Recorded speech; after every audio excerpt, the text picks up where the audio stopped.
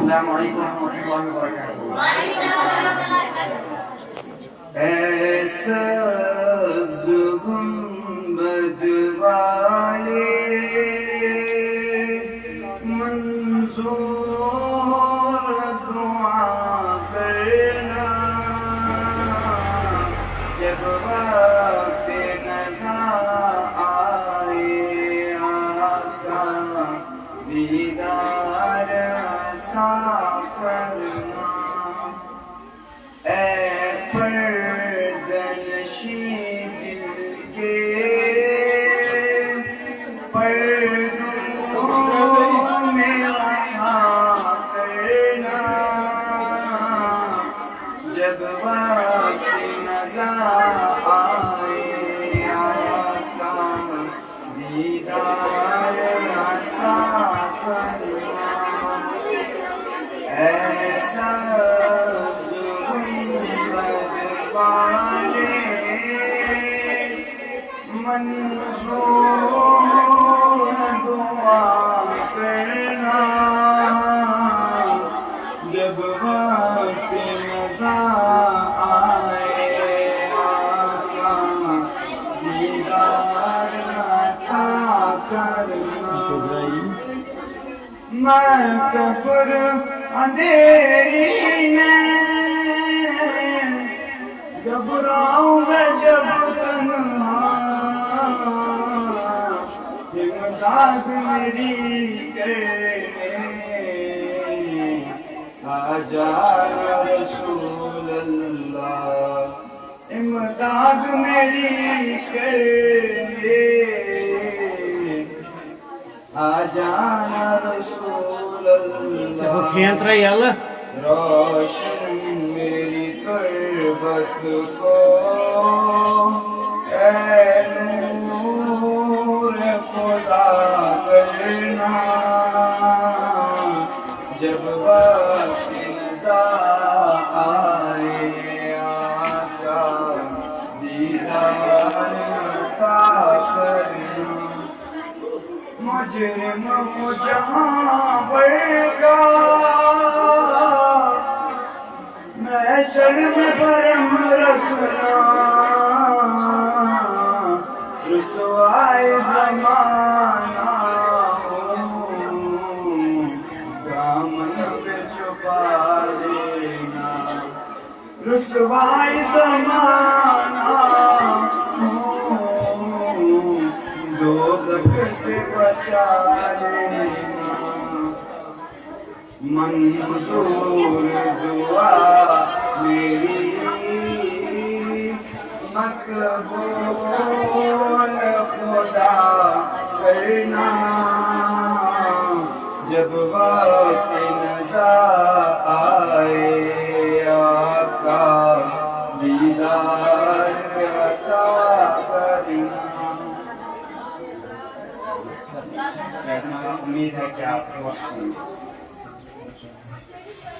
اب میری آقا صلی اللہ علیہ وسلم کا وصال ہو گیا. جب آقا وعدہ فرما چکے تو آپ جانتے ہیں بلال حبشی کی کیفیت کیا تھی.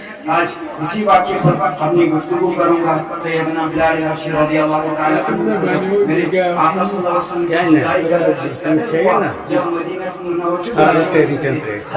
میرے آقا صلی اللہ علیہ وسلم کا تلاش کرتے آقا کے حسن کے متلاشی تھے. کسی طرح آپ صلی اللہ علیہ وسلم کا حسین چہرہ میری نگاہوں کے سامنے آ جائے.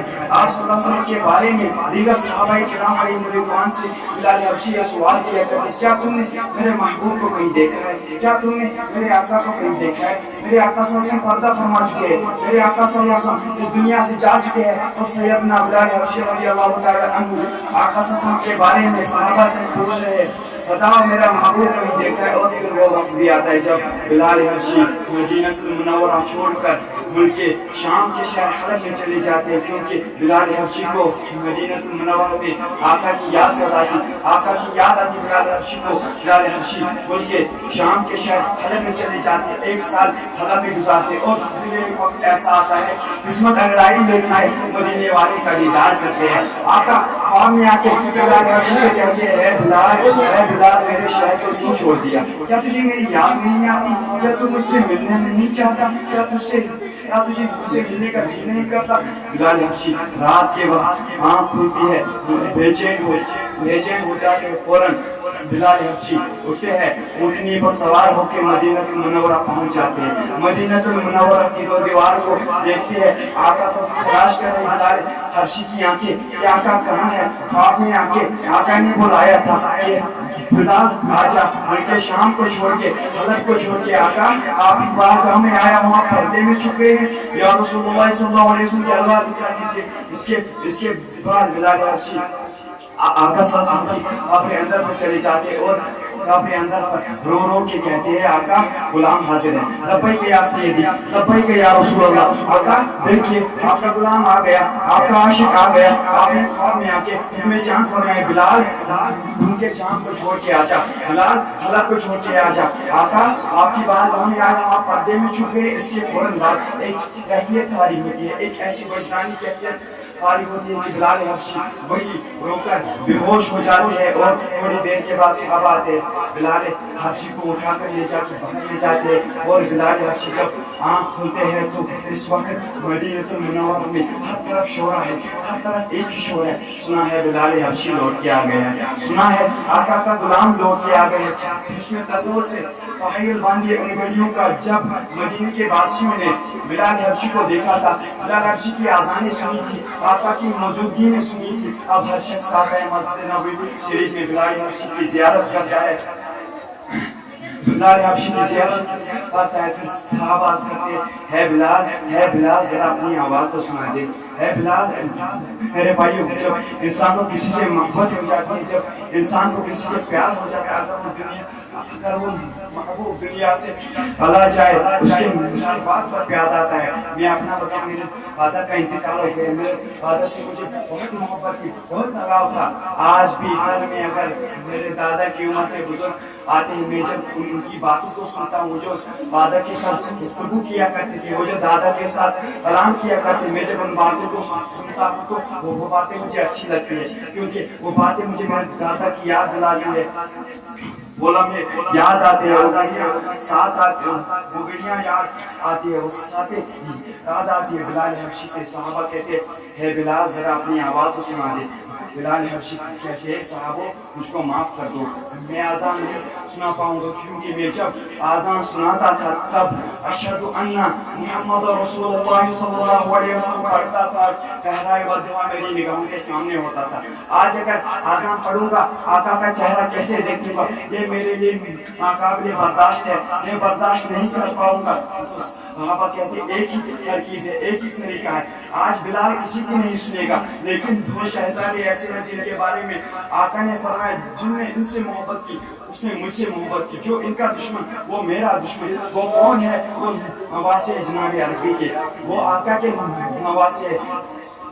بلال حبشی سے صحابہ کہتے ہیں بلال آج ہماری نہیں سنتے, ان 2 شہزادوں کی تو سن لو.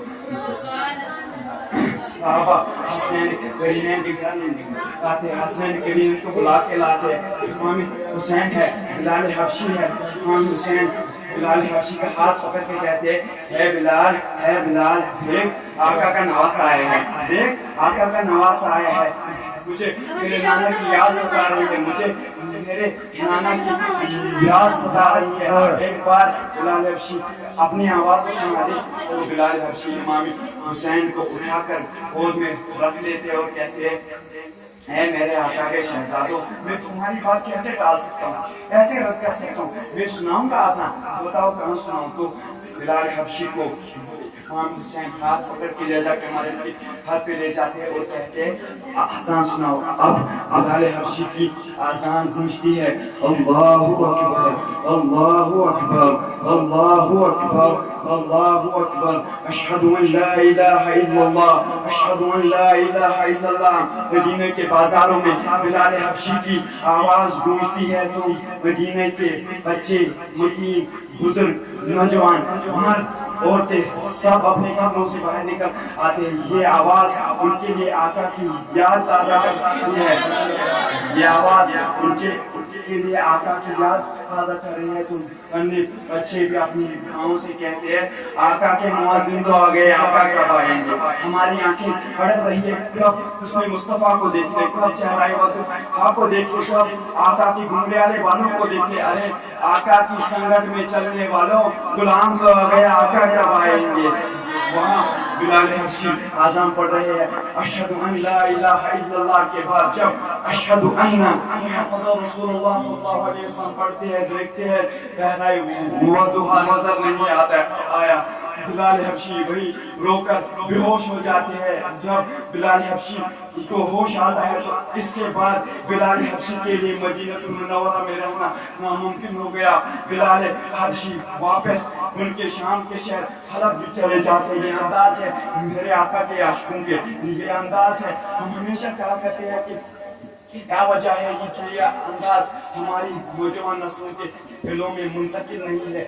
हमारा बच्चा क्रिकेटर्स के नाम जानता है, हमारा बच्चा फुटबॉलर्स के नाम जानता है, हमारा बच्चा सेलिब्रिटीज के नाम जानता है, हमारा बच्चा फिल्म स्टार्स के नाम जानता है, लेकिन हमारा बच्चा आका की निगाहों के स्टार बिलाल हबशी का नाम क्यों नहीं जानता। ये हम पर फर्ज है कि आज अगर इसके मुस्तफ़ा की महफिल सजाई है, हम रोज रात सोने से पहले अपने घर वालों को बिलाल हबशी के क्या सुनाया करेंगे, हज़रत अबू बकर सिद्दीक़ रज़ियल्लाहु तआला अन्हु के वाक़या सुनाया करेंगे, हज़रत अली रज़ियल्लाहु तआला अन्हु के क्या सुनाया करेंगे।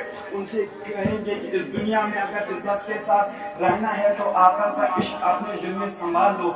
ये वो इश्क है कि अगर इंसान के दिल में समा जाए तो इंसान इस दुनिया में भी कामयाब है, उस दुनिया में भी कामयाब है। खुदा गजब हुआ तेरी जुल्फ़े दराज का, खुदा गजब हुआ तेरी जुल्फ़े दराज का, फांसी गले में डाल के दुनिया लटक गई।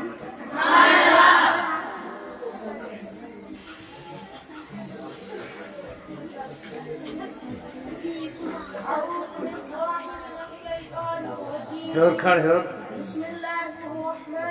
आज क्या करूँ माइक, तो माइक क्या करूँ आगे था माइक के है नगर बांध से ना माइक नगर बांध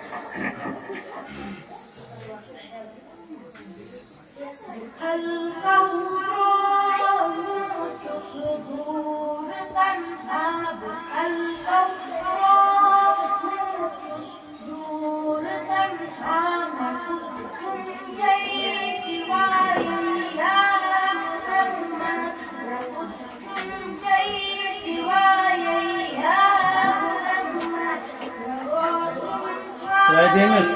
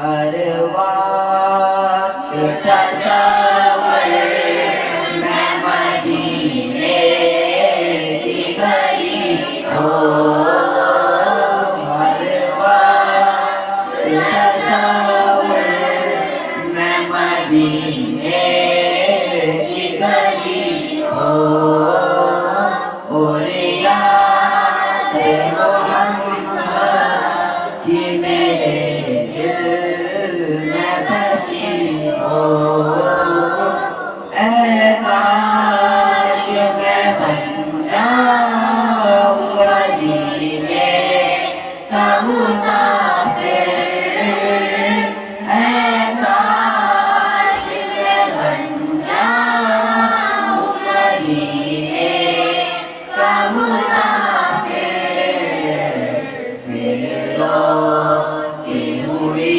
طیبہ کو بارات چلی ہو، پھر روتی ہوئی طیبہ کو بارات چلی ہو، اے کاش میں بھیجے میں مجھے موت یوں آئے، اے کاش مدینے میں مجھے موت یوں آئے، قدموں میں تیرے سر ہو میری روح چلی ہو، قدموں میں تیرے سر ہو میری روح چلی ہو، آقا کا گدا ہوں اے جہنم تو بھی سن لے، آقا کا گدا ہوں اے جہنم تو بھی سن لے، وہ کیسے چلے جو کہ غلام مدنی ہو، ہر وقت تصور میں مدینے کی گلی ہو۔